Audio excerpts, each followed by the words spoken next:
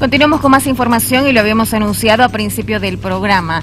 Empezó ya el paro de 48 horas del Colegio Médico, del sector salud, en realidad en el departamento de Santa Cruz. Y para ampliar la información y cómo van a acatar esta medida y cuáles son los servicios que sí van a atender, saludo de inmediato al presidente del Colegio Médico en Santa Cruz, el doctor Edil Toledo, está esta mañana con nosotros. Doctor Edil, muy buenos días. Flavia lo saluda. Muy buenos días y muy buenos días a toda la población. Bendiciones a todos. Gracias por atendernos, doctor. ¿Qué esperan de esta jornada, de esta primera jornada de paro? Bueno, en realidad es un paro movilizado que se está haciendo con todo el Consejo Departamental de Salud, es decir, todos los colegios de profesionales y los trabajadores en salud, también la Caja Nacional y la Caja Petrolera. Es todo lo que es el bloque salud está haciendo esta protesta en protesta por los oídos sordos que han hecho las autoridades en relación a esta pandemia. No nos olvidemos que todos los días que pasa hay cifras alarmantes que hace que esta pandemia se salga de las manos para todo Santa Cruz, ¿no? Por eso ese es el inicio de una protesta que estamos haciendo como bloque salud. La medida entonces, para que quede claro y la población lo pueda entender, es solamente por el pedido de cuarentena rígida, no así por el cambio de artículos en la ley de emergencia sanitaria. No, ese es otro punto que lo está tratando el Colegio Médico Nacional a través de las departamentales. Si bien es cierto, hay un repudio sobre la ley o el proyecto de ley que si es promulgado por el Ejecutivo, pues van a tomarse medidas de hecho en el sentido de protesta o marcha o en todo caso el paro indefinido, pero eso es la parte del Colegio Médico Nacional. Esto es departamental, este es el Consejo Departamental que aglutina a todas las entidades colegiadas y lógicamente a los trabajadores en salud.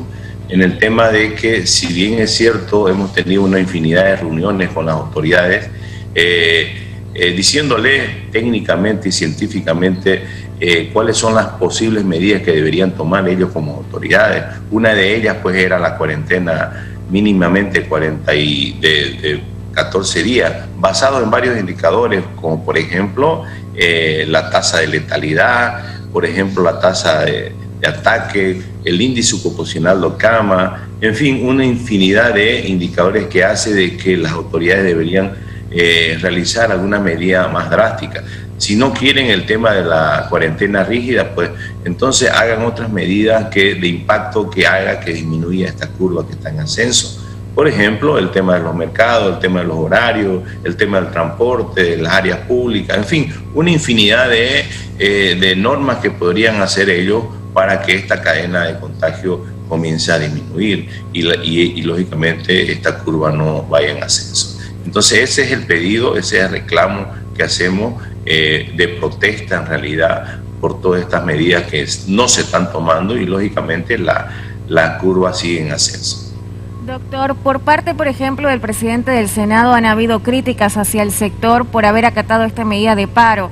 Lo mismo por parte de la alcaldía, que no aceptan este paro y lo rechazan. ¿No temen ustedes un proceso contra atentado a la salud pública? En realidad lo que están haciendo el atentado a la salud pública son ellos, ¿no? Nosotros estamos haciendo un derecho constitucional, que es el de la protesta, no solo en la Constitución Política del Estado, sino en un derecho universal.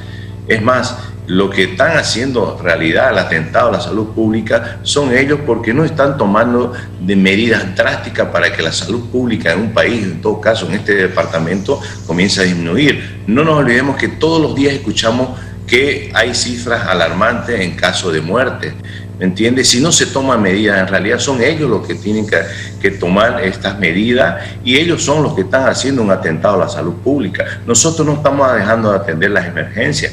Es más, hemos hecho un plan para tratar de mejorar el tema de la emergencia, apoyando con personal médico y personal de salud. Las emergencias, la sala de emergencia, la sala de reanimación y lógicamente los cuidados intermedios y terapia intensiva. Entonces son ellos en realidad los culpables de toda esta desgracia que está pasando y son ellos como máxima autoridad que deberían tomar acciones.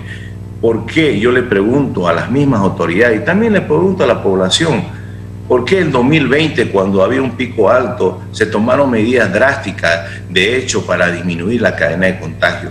¿Por qué ahora en el 2021, donde hemos superado en todo, tanto en los casos de contagio como también en muerte, por qué no se toman esas medidas que se tomaron en 2020? Ahora que estamos en el 2021, donde el pico ha superado los del 2020. Hago la pregunta a ellos. Entonces, ¿de qué estamos hablando? De tener un proceso a aquellas personas que están reclamando un derecho constitucional para el reclamo y hacer entender que todas las medidas que se están tomando no están causando efecto para que esta curva disminuya y por lo tanto esta pandemia salga de las manos a todas las autoridades y lógicamente la población es la afectada, el cuerpo que atiende salud está afectada. Estamos disminuidos un 40% de todo lo que es salud. 40% que, si bien es cierto, hay una parte de reposición, pero no es suficiente. La población lo sabe. Vaya a una sala de emergencia, vaya a una sala de reanimación y va a ver que, lógicamente, están los pacientes en el pasillo porque no hay espacio, no hay equipo, no hay infraestructura, ¿entiende? Entonces, son ellos los que están haciendo un atentado a la salud pública. Están disminuidos en un 40%, dice, grave la situación del sector de salud. Doctor, y con respecto a la atención, para cambiar un poco el tema, ¿se van a seguir atendiendo, por ejemplo, los exámenes complementarios de radiografía, ecografía, esos que estaban programados o también se han paralizado? Solo el tema de emergencia, se están haciendo todo lo que es examen. No nos olvidemos que en cualquier centro hospitalario de primero, segundo y tercer nivel se divide en dos partes importantes actualmente. Una que es el área COVID para pacientes sospechosos o pacientes positivos y el otro área que es de emergencia también de pacientes de otras patologías. Si es una cirugía de emergencia se va a hacer, si es exámenes laboratorio de emergencia se van a hacer todos esos exámenes de laboratorio y de imágenes de emergencia y lógicamente tanto para COVID como para no COVID. Entonces eso está cubierto, es más, nunca va a dejar de atenderse, es una obligación nuestra en el sentido de que es una emergencia, por lo tanto nosotros no debemos dejar de atender esas personas o la población que vaya a esos centros. Lo que estoy hablando es simplemente consulta externa, es la que no se va a atender para algún tipo de patología que en realidad puede esperar, porque estamos hablando de consulta externa y lógicamente la otra parte de emergencia pues está cubierta.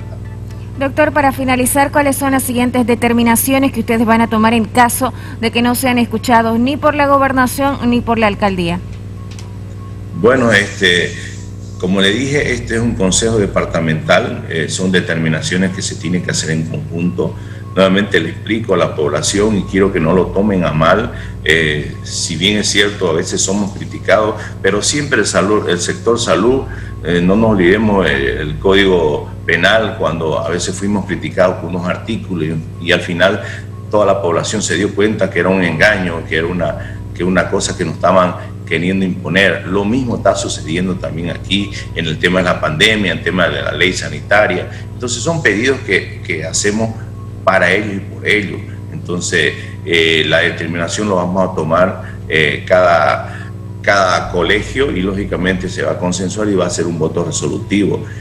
Quiero que despierten por favor las autoridades, creo que están viviendo en otro planeta, en otro mundo, donde vemos cada día, gracias a ustedes, medios de comunicación, que reportan los casos, que se ve la saturación de hospitales, ¿me entiende? Y entonces alguien tiene que decirlo de frente y nosotros lo estamos reclamando, repudiando esas acciones que no se están tomando. Entonces, quiero que nos entienda la población, no nos tomen a mal el trabajo que estamos haciendo, el repudio, el rechazo, el reclamo que estamos haciendo es por ellos y para ellos. Nosotros vivimos en carne propia la realidad, la angustia que tienen las personas cuando no hay una terapia intensiva, cuando no hay un espacio en emergencia. Entonces, cada muerte que hay detrás una historia de vida y eso lo tienen que saber las autoridades. En nuestro caso, la historia de vida de que fallezca un colega, no solo es el drama familiar del colega que ha fallecido, sino el tema que, por ejemplo, un colega que ha estudiado 15 años de especialidad y subespecialidad no va a tener la población ese subespecialista para ser atendido. Actualmente tenemos un colega que está en terapia intensiva ya con alteraciones cerebrales, ¿me entiende?